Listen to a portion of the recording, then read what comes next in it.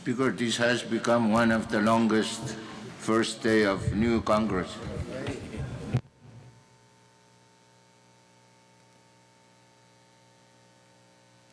That's why we should introduce a bill to amend our constitution to have everybody 4 years. So we will have elections only every 4 years.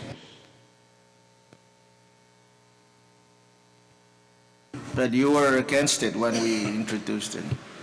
If you look at the records of previous Congresses, yours truly introduced one and was defeated because some members of some legislatures who served for 4 years were against my bill to make everybody 4 years. Congress back in session. Mr. We're Speaker. still in miscellaneous business. Chairman Berman. Thank you, Mr. Speaker. I also rise on a point of privilege to recognize some of my family members that with us this morning. But before I mention their names, first of all, congratulations to you, the new Vice Speaker, Floor Leader, Chairman of the committees, members, the new members. Congratulations to all of you.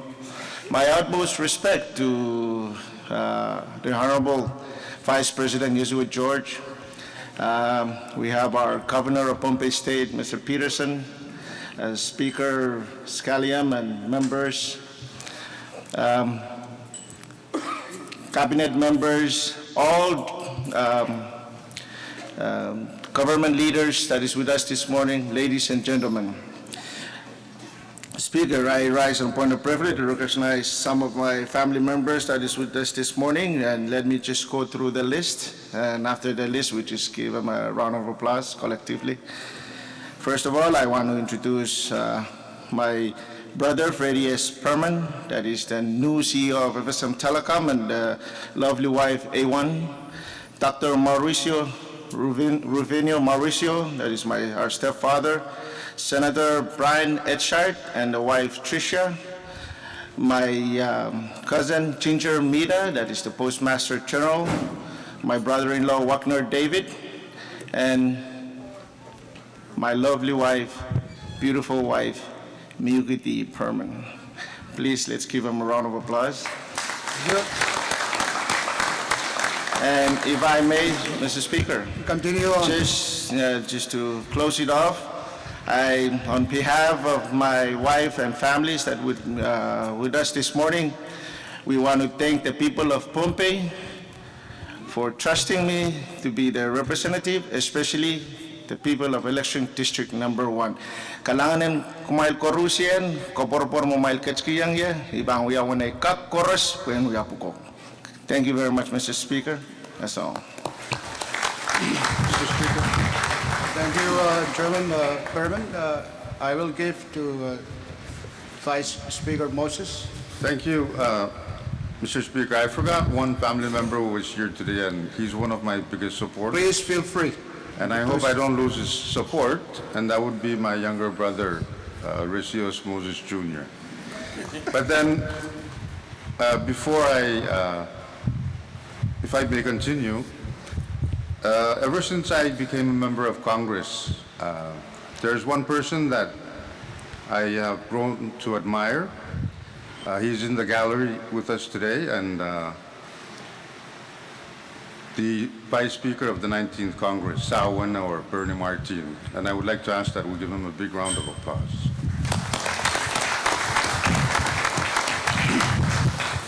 Yes, thank you, Vice Speaker Moses. I will recognize Senator Coleman. Thank you very much, Mr. Speaker. I would like to also join our fellow senators to extend our most appreciation to the traditional leaders. Even though they already left the gallery, I would like to join my fellow senators to pay my utmost respect to them, as well as the dignitaries, and also my fellow supporters from my region of Southern Amoneas, Uman, Feven, Tolomas, Tenancies, because of the time Mr. Speaker, I would like to just highlight some of the members, like Mayor Kichi Kanamoto from Perem, Mayor Shane from Fairview Municipality, Mayor Taklas Rosenap from Tonawas, and Mayor Diaz Este from the municipality of Perem. In addition to those, Mr. Speaker, I would also like to convey my utmost appreciation to some of my friends, family members, and colleagues who traveled from afar to come and join this very special occasion today. And last but not least, I would also like to thank my wife and my daughter who are also present in the gallery this morning. Thank you very much, Mr. Speaker. Thank you, Senator Coleman. You can submit a list of the names of your constituents who are with you to our journal clerk, so they can be included in the journal today. Speaker. Any other, yes? Speaker. Senator Net? Thank you, Speaker. I guess I have to say something, otherwise I will not be re-elected. Thank you, Speaker. I associate myself with the salutations and recognitions that have come before me. I would like to welcome and recognize the people of Miscellaneous and Kitri that are present and those that are listening to the radio. I would like to recognize my predecessor, the good Senator Martin, and the other traditional leaders that I've mentioned by Chairman of the delegation, Chairman Panuelo. But if I may introduce and welcome, ask you to join me in welcoming Mr. Hubert Joseph. Is he still here? Maybe he got hungry and left. So, but coming closer to my heart, I would like to ask members to welcome and recognize my lovely wife, Vivian. Her older sister, who was the First Lady of Saipan, former First Lady of Saipan, Dinah, and my daughter-in-law and granddaughter, Lavon and Maya. Thank you, Mr. Speaker. Speaker. Thank you, Senator Net. Speaker. I will recognize Chairman Aridos first, then Manuela. Thank you, Speaker. I want to follow suit to introduce some constituents of mine who are observing this morning session. Starting with Anseler Chan, Chiden West, Ebas Matsuo, Chiem Chiro, Patrick Aitaro, Ranti Chan. Please give them a round of applause. Thank you, Speaker. Thank you, Chairman Aridos. Chairman Panuelo. Mr. Speaker, thank you. I have recognized the dignitaries and officials who are present on behalf of the Pompi delegation. I would like to recognize two children that I brought with me that represents my family, and they are here. My son says, please introduce me last because he was nervous. I said, what are you nervous about? So please, I ask that we recognize my youngest son, Joshua Panuelo, who's here, and my grandchild, Alani Panuelo.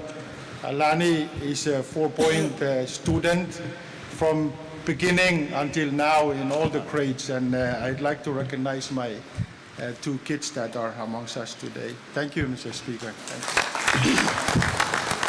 Thank you, Chairman Panuelo. YAP delegation. Chairman Ursula. Mr. Speaker, thank you very much. As at least temporarily chairman of the delegation until the delegation reorganizes, I am compelled to say just very few words because my stomach is dictating what and how long I speak. After the incident on one United flight, when a passenger was tracked out of his seat to accommodate for some crew on the plane. Now, when you go to United Airlines website, it says actions speak louder than words. And I know in our part of the Federation, that saying is very much true. So, on behalf of Chairman Fakir and I, we don't need to thank our people because they know through our deeds how much we value their interest and work for all of them, not only those that voted for us in elections. So, in absentia, I look around, I don't seem to recognize any yappies, even though I know Consul General in Guam is here. I'm not sure if he's in the chamber, and some cabinet members were already included. So on our behalf, Chairman Fakir and I, we really thank our people in Yap and bring greetings to this new Congress. I take to heart, H-E-A-R-T, broken as it may be, the prayers of Pastor Mitionne this morning. I thought they were very good words of wisdom and things for this new Congress should be our guiding lights for what we do from here on out for the rest of this Congress. So with that, I thank you for the opportunity, Speaker, and I do hope that with your continued leadership and that of the new Vice Speaker and Floor Leader and the Chairman of the committees, we work together for the betterment of our people and our nation to move us forward. The amended compact is no secret. It's going to be, especially the financial aspect of it, is supposed to be terminated in 2023. And I think we have laid some groundwork for this government to move forward on ways and means to accommodate our effort in addressing that date when the amended compact grants are not flowing anymore. So I think with the new direction as set forth by the prayers and by all of the previous speakers and by you, Speaker, I do hope that we can move forward and serve our people and our nation to the best of our abilities. We are here to serve and not to be served, as someone had said. So with that, I again thank you, and I hope that day one will be the same as day two, all the way to the end of the 20th Congress. Kalangan, Mr. Speaker, thank you very much. Thank you. Thank you, Chairman Roosevelt. Any other miscellaneous business? If none, short recess. How do you want us to proceed for tomorrow? You want us to meet? So we just have some, okay. All right, so we'll come back and I'll just say a few words and, okay. Congress back in session. We're still in miscellaneous business. There is no further business from members. Short recess, Speaker. Short recess.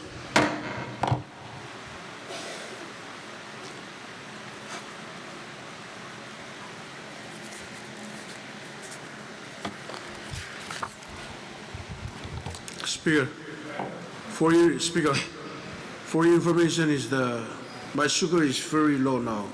Need to digest. Yes, we'll accommodate that, Chairman Cullen.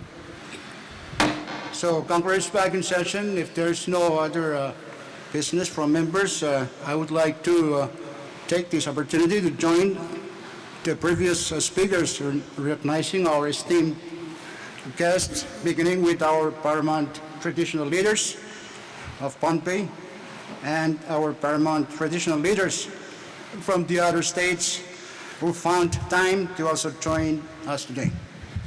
It is also my distinct privilege and honor to pay respect to our Honorable Vice President George and his wife and members and staff of the executive branch, His Honor Chief Justice Yamase and Associate Justices, the Excellencies Dean and members of the Diplomatic Corps, our own honorable governors, lieutenant governors, state legislature presiding officers, and members of our legislatures, other state officials, fellow citizens, ladies and gentlemen. As you have noticed, our Excellency President Christian could not join us because of family emergency. In fact, he must accompany the First Lady of this nation for a medical emergency off island. For that, may I ask the people of our nation to please remember our President, especially First Lady Christian and the First Family, in our prayers in this time of need for them. And to all mothers of this nation, in our states and abroad, I would like to wish you and advance Happy Mother's Day. May you all live a happy and long life. May we give them a round of applause to all the mothers.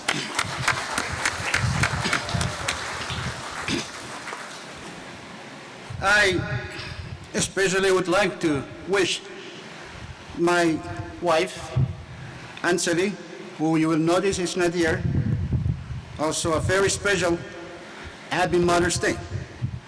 She is attending to a motherly duty, that is the wedding of our eldest son in Denver. Congratulations, my son, and my apology for missing your wedding. But this business of Congress is really keeping me away from you. To the spouses of all members, take note that without you, these gentlemen here would be far less without your support. Thank you for that. I would also like to take this opportunity as well to thank you all members of the 20th Congress for allowing me to continue to serve as Speaker of this 20th Congress. Indeed, challenges abound in the operation and administration of your first branch of government. I would be lying if I said I have all the answers, but I know for a fact that with all of us committed fully to address these challenges, our Congress can improve a lot. I therefore look forward to working with each of you individually and collectively as a team. And I would like to also take this opportunity to welcome and congratulate our newest members, Senator Nett and Senator Conman, in joining the 20th Congress. As we are gathered today to inaugurate the 20th Congress, it bears to remember what that number means. It means that 38 years have elapsed since the first Congress of the Federated States of Micronesia, and 31 years have gone by since the Compact of Free Association came into effect. These are short periods of time in history, not even a lifetime. However, by comparison, a deadline is looming in the future that is even shorter. In 2023, the financial assistance provisions of the Compact of a Free Association will expire in a mere 7 years. The main mission, I believe, of this 20th Congress is not to start preparing, because that has already been started by previous Congresses, but to accelerate the preparation for 2023. It will require vision, hard work, and hard choices. We have to look at the reality in the face and act accordingly. For example, I reported last session of Congress that our FSM Trust Fund will likely reach 100 million this year. I understand that this goal has actually been reached, at least on paper. And that is an amount that would have been dismissed as wildly optimistic just a few years ago. But this is something that's been done, and we should also be proud of it. However, pride is not enough. At the same time, our Compact Trust Fund, which is the main trust fund jointly administered with the United States, is seriously behind. This was due to a slow start and the Great Recession of 10 years ago. As a result, we are behind. To put us where we should be by 2023, we need an immediate infusion of at least $200 million. Where we should be is the level that will allow the Compact Trust Fund and our FSM Trust Fund to generate income that will sustain this nation without further financial assistance from the United States. We should work hard in the next few years to reduce the gap between what we need and what we have. This will require being creative. We have done much over the last few years to control expenditures and other matters. We must have the political courage and will to take on other major issues, such as tax reform, foreign investment, and other economic projects, because what we need is more revenues. This is an open challenge for all of us to redouble our efforts to reach out to friends to assist us. Old friends, of course, but perhaps new friends as well. We cannot afford to be shy. We must work side by side as well with our 4 states, since without them, our national efforts would be meaningless. So this Congress will be proactive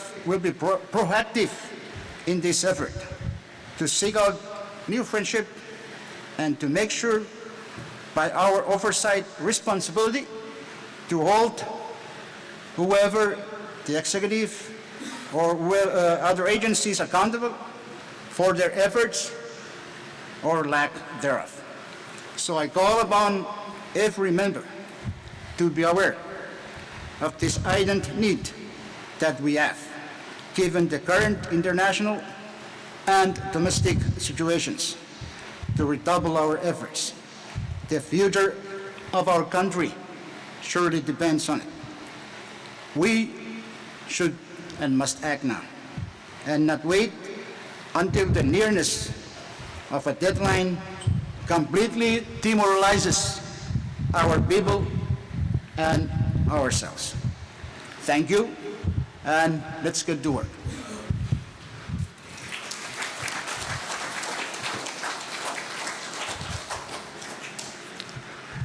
At this point, if there is no further miscellaneous business, I would like to go to announcements. For now, I'll just leave it open. Are there any announcements from Chairman and the presiding officers and members? Yes, Vice Speaker Moses. Thank you, Mr. President. With Speaker, I have consulted with the Vice President, and your Committee to 8 will meet in the President's conference room at 8:30 tomorrow. Thank you, Vice Speaker Moses. Take note, members of the committee to wait on the President of the time and place. Any other announcement? Short recess?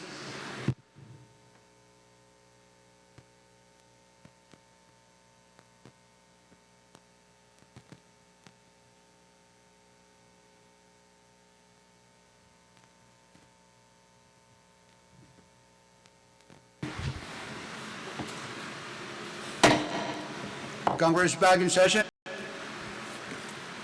Want some refreshment and takeouts if you feel like having something to eat there at the down at this the conference place. If nothing further, I will give Floor Leader Harbour the floor at this time. Thank you, Mr. Speaker. As Colin already said before we knock out on the floor. So therefore, I move that we stand in recess until tomorrow at 10 a.m. Second. It's moved and seconded that Congress stand in recess until tomorrow at 10 in the morning. Those in favor of the motion say yes. Opposed, nay. Motion carried. Congress now stands in recess until tomorrow at 10 in the morning.